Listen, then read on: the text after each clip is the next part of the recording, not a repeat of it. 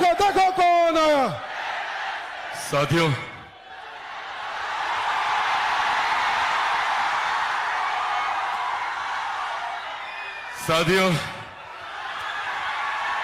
आज आप लोगों के बीच आप लोगों से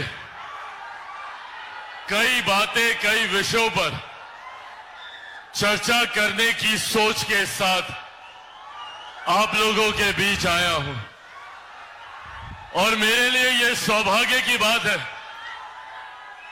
कि एक ऐसे समय पर सारण की इस पावन धरती पर आप लोगों के बीच आने का मौका मिला, जहां कई खूबसूरत संजोग यहां पर बन रहे हैं। आज जिस धरती पर, जिस जगह पर मैं यहां पर मौजूद हूं, यहीं से महज कुछ मीटर की दूरी पर परम पूज्य परमहंस दयाल जी महाराज की जन्मभूमि ये रही है। और आज 2 दिन के बाद जब उनका स्मृति दिवस है, तो उस स्मृति दिवस पर भी उनको याद करने के लिए जो कार्यक्रम का 2 दिन के बाद आयोजन किया जाएगा, वो इसी धरती पर किया जाएगा जहां पर हम सब लोग आज खड़े एक दूसरे से चर्चा कर रहे हैं। मैं एक तरफ जहां परम पूज्य परमहंस दयाल जी महाराज के चरणों में कोटि कोटि नमन करता हूं, तो वहीं दूसरी तरफ एक और खूबसूरत संजोग, जिसके लिए मैंने विशेष आग्रह अपने पार्टी के तमाम नेताओं कार्यकर्ता से किया था। आज मुहर्रम भी है, आज हजरत इमाम हुसैन जी को याद करने का दिन भी है। आज उनके इस बलिदान दिवस पर आप सबकी सोच के साथ, आप सबकी भावना के साथ मैं जुड़ना चाहता था।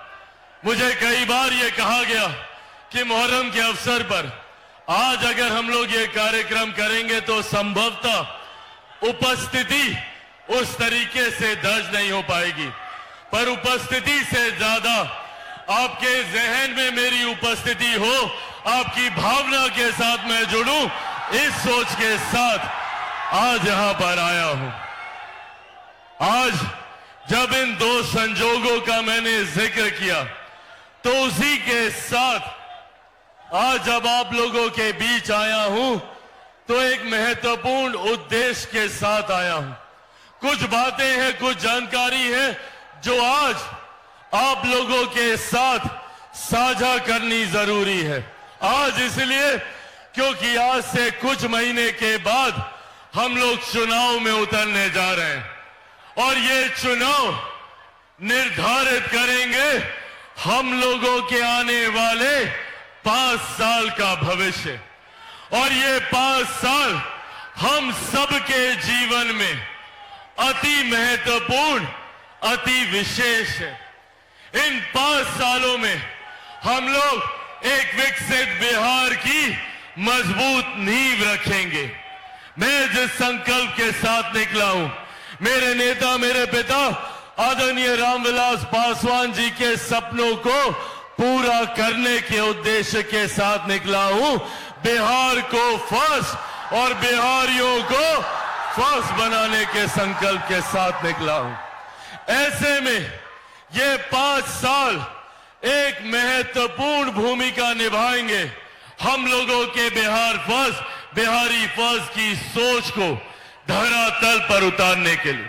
ऐसे में ये संवाद आप लोगों के साथ होना जरूरी है, क्योंकि इस दौरान कई और लोग भी आएंगे, आप लोगों को भ्रमित करने का कार्य करेंगे।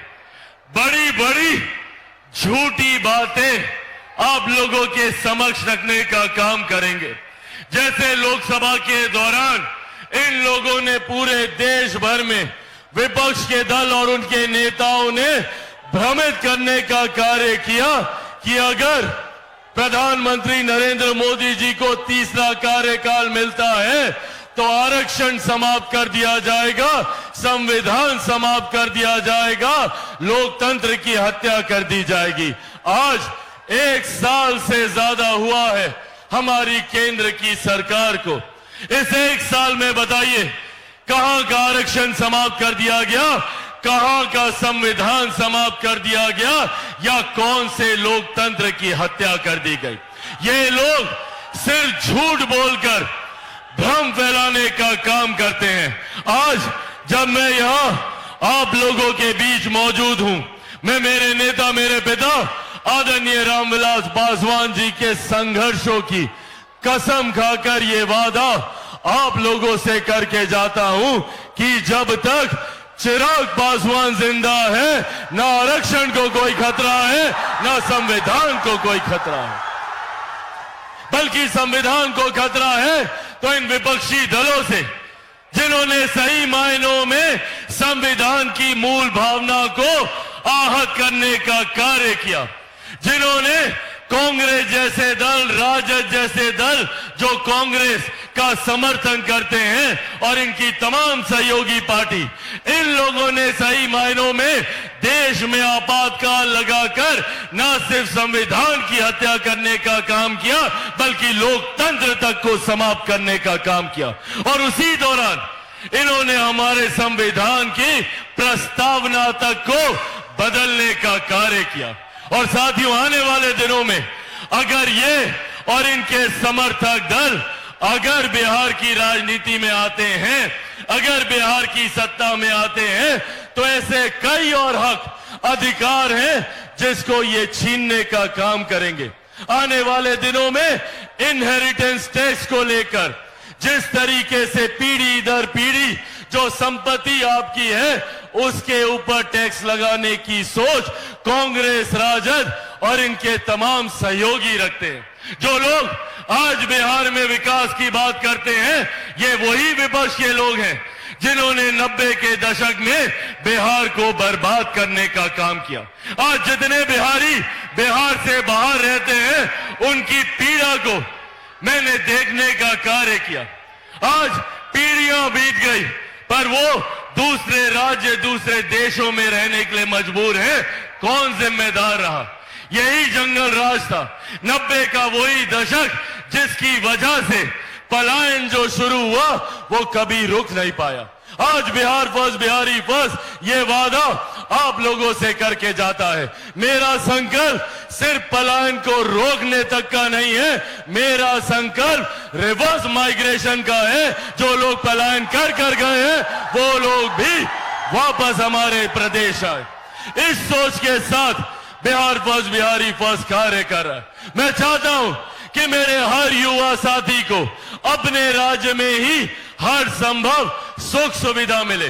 मेरे युवा साथियों को शिक्षा के लिए, रोजगार के लिए बिहार से बाहर तो दूर, अपने जिले से बाहर तो दूर, अपने प्रखंड, अपने पंचायत में उन्हें ऐसे अवसर मिलने चाहिए ताकि वो शिक्षा और रोजगार यहीं रहकर हासिल कर सके।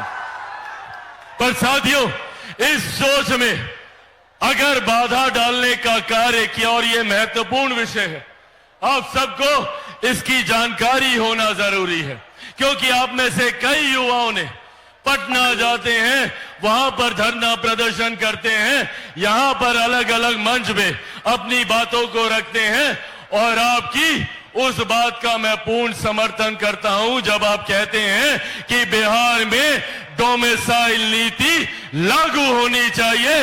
इसका मैं पूरी तरीके से समर्थन करता हूं। पर अगर इस डोमिसाइल नीति को हटाने का कार्य किया, अगर युवाओं के भविष्य से खिलवाड़ करने का काम किया, तो इसका जिम्मेदार कौन है? 2006 में डोमिसाइल नीति को अपनाया गया था और इस बात को सुनिश्चित किया गया था कि हमारे बिहारी युवाओं को रोजगार में प्राथमिकता दी जाएगी, अलग अलग क्षेत्रों में निकल रही वैकेंसीज में प्राथमिकता दी जाएगी। आज जो लोग कलम बांटने की बात करते हैं, जिन लोगों ने रोजगार के बदले आप लोगों की जमीन हड़पने का काम किया, उन्हीं